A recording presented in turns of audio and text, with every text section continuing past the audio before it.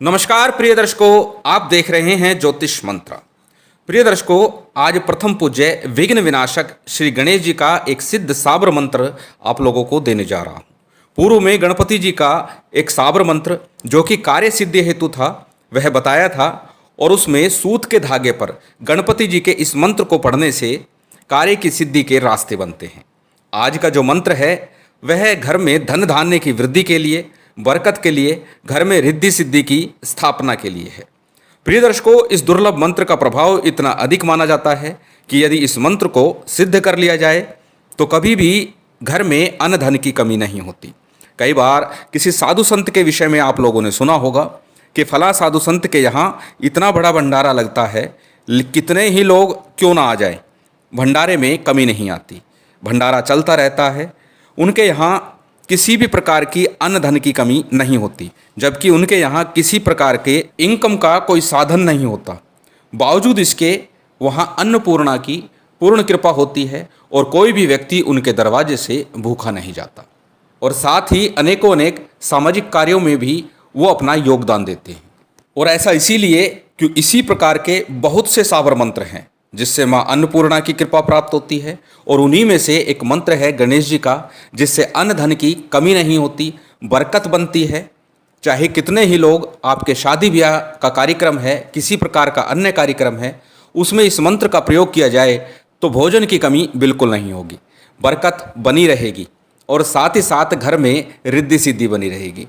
और आज का गणपति मंत्र इसी बात को इंगित करता है कि इस मंत्र को प्रयोग करने से, इस मंत्र का अनुष्ठान करने से, इस मंत्र की साधना करने से किसी भी प्रकार की अन्न धन की कमी घर में नहीं होगी, बरकत बनेगी और साथ ही घर में धन धान्य की पूर्णता प्राप्त होगी। और वैसे भी गणपति जी को विघ्न विनाशक कहा जाता है, और गणेश जी का ये साबर मंत्र निश्चित तौर पर आपको लाभ देगा। यदि विलंब न करते हुए जान लेते हैं इसके विधि विधान को कि किस प्रकार से इसका विधि विधान करना है और कौन सा है वह मंत्र जिसका हमें प्रयोग करना है। हमेशा की तरह सबसे पहले जानेंगे साधना में प्रयोग की जाने वाली सामग्री को। प्रिय दर्शकों, इस साधना को दो प्रकार से किया जा सकता है। पहले बात करते हैं प्रथम प्रकार की, जो कि मुख्य है और इसी प्रकार से यदि किया जाए तो निश्चित ही लाभ होगा। दूसरा माध्यम जो है उसके अनुसार भी यदि साधना करते हैं तो निश्चित उससे भी लाभ प्राप्त होता है, परंतु उसमें थोड़ा समय अधिक लगता है। पहले प्रथम माध्यम को जानते हैं।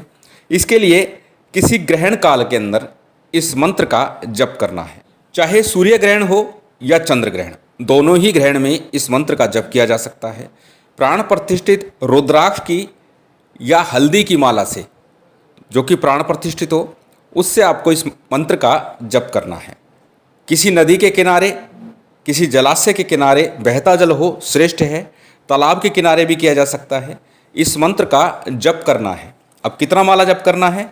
जब तक ग्रहण काल चलेगा, जितनी देर चले, चाहे 1 घंटा चले, चाहे 3 घंटा चले, चाहे 5 घंटा, जितनी देर ग्रहण काल होगा, जल के किनारे सामान्य गणपति जी का सामान्य पूजन करें।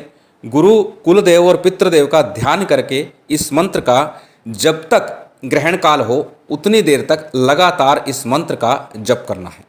वैसे पूर्व में भी बता चुका हूँ, ग्रहण काल में माला की आवश्यकता नहीं होती। माला की आवश्यकता दूसरी विधि में ज़्यादा है।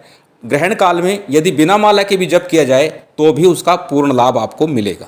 क्योंकि पहली प्रक्रिया सरल इसलिए क्योंकि एक ही दिन का कार्य है। अब यहाँ पर प्रश्न उठ जाता है कि यदि चंद्र ग्रहण हुआ तो रात्रि काल में होगा, और रात्रि काल में जलाशय के किनारे करना थोड़ा मुश्किल हो जाएगा। तो पहला ऑप्शन तो है कि सूर्य ग्रहण को ही चुने। दूसरा, कई बार बहुत से लोग ये भी कह सकते हैं कि जलाशय आसपास नहीं है, तो फिर क्या करें? इसके लिए दूसरा विधान है। इसलिए अब जानते हैं दूसरे विधान को कि किस प्रकार से हम इस मंत्र का प्रयोग कर सकते हैं, इस मंत्र की साधना कर सकते हैं। अब यहाँ पर सामग्री की बात कर लेते हैं।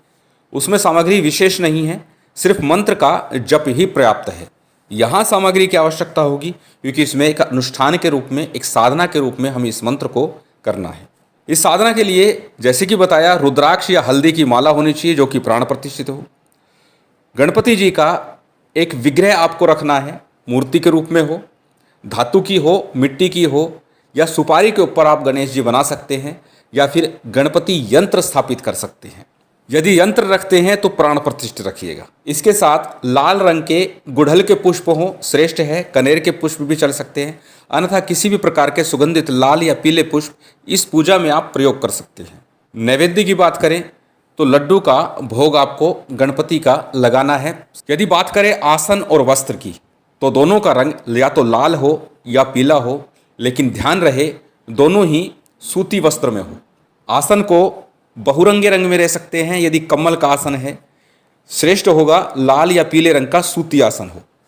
अब किसी सिद्ध योग मुहूर्त में इस मंत्र का आपको जप करना है। हमेशा की तरह सबसे पहले शुद्धि आचमन कीजिएगा, उसके बाद संकल्प कीजिए। संकल्प में अपनी कामना बोलनी है, अपना नाम गोत्र बोलना है, उस दिन का तिथि वार नक्षत्र बोलना है, और संकल्प में ही आपको दिन निश्चित करने हैं कि 11 दिन का अनुष्ठान करेंगे या 21 दिन का। श्रेष्ठ होगा सरलता से हो सकता है 21 दिन का अनुष्ठान करें, क्योंकि मंत्र थोड़ा सा बड़ा है। यदि 11 दिन करेंगे तो माला अधिक करनी पड़ेगी, जो कि थोड़ी मुश्किल हो जाएंगी, इसलिए 21 दिन का आप करें, श्रेष्ठ होगा। संकल्प के बाद में सबसे पहले गणेश जी का, गुरु का, कुलदेव, पितृदेव, स्थान देव का सामान्य पूजन कीजिएगा, और उसके बाद में गणेश जी के इस मंत्र का जप आपको करना है। पहले गुरु मंत्र की एक माला आप कर लीजिए, यहाँ पर पहले गुरु मंत्र कर लेना, और उसके बाद गणेश जी के इस मंत्र की यदि आप 21 दिन का अनुष्ठान करते हैं तो 7 माला प्रतिदिन, ज़्यादा नहीं है, 7 माला प्रतिदिन आपको करनी है, 21 दिन लगातार करनी है। 21 दिन जब आपके पूरे हो जाएंगे, उसके बाद में 5 लड्डू, 1 मीठा पान, 1 जनेऊ और थोड़ा सा सिंदूर की चुटकी आपको वहाँ रखनी है, और ले जाकर के किसी गणपति मंदिर में रख देनी है। श्रेष्ठ होगा यदि ये साधना किसी सिद्ध गणपति मंदिर में ही की जाए, उसका फल आपको शीघ्र अतिशीघ्र देखने को मिलेगा। जब साधना आरंभ करें उससे पूर्व भी ये भोग सामग्री आपको मंदिर में देख के आनी, क्योंकि अक्सर साधना में मैं बता चुका हूँ, जब भी किसी देवी देवता की आप साधना करते हैं तो पहले उस देवता के मंदिर में भोग सामग्री अर्पण करके आते हैं। तो यहाँ भी वो प्रक्रिया आप कीजिए, और जब लास्ट दिन हो उस दिन भी आपको ऐसा ही करना है। उसके बाद 7 माला प्रतिदिन लगातार 21 दिनों तक करनी है। प्रतिदिन भोग सामग्री रखने की आवश्यकता नहीं है, पहले दिन और आखिरी दिन ही आवश्यक है। यदि रख सकें तो प्रतिदिन करें, अन्यथा पहले और आखिरी दिन ही पर्याप्त होगी।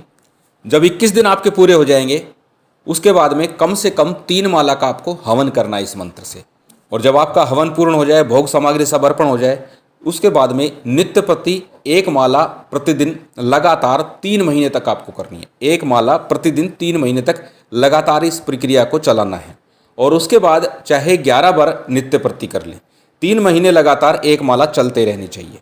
ऐसा हो नहीं सकता कि गणपति की कृपा आप पर ना हो। रिद्धि सिद्धि, बरकत और अन्न धन की कमी कभी भी नहीं होगी।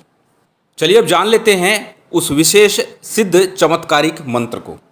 मंत्र आपकी स्क्रीन पर है, आप इसे नोट कर सकते हैं, इसका स्क्रीनशॉट ले सकते हैं। मंत्र एक बार बोल करके बता देता हूँ। मंत्र इस प्रकार है: ओम नमो आदेश गुरु को, गणपति वीर बसे मसान, जो मांगू सो आन, 5 लड्डू सिर सिंदूर, हाट की माटी मसान की खेप, रिद्धि सिद्धि मेरे पास लावे, शब्द साचा पिंड काचा, पुरो मंत्र ईश्वरो वाचा।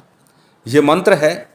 मंत्र को हमेशा की तरह पुनः बता दूं कि पहले याद कीजिएगा और उसके बाद ही जप पर बैठिएगा। बड़ा सिद्ध और चमत्कारिक मंत्र है, करके अवश्य देखिएगा और फिर इसका लाभ बताइएगा।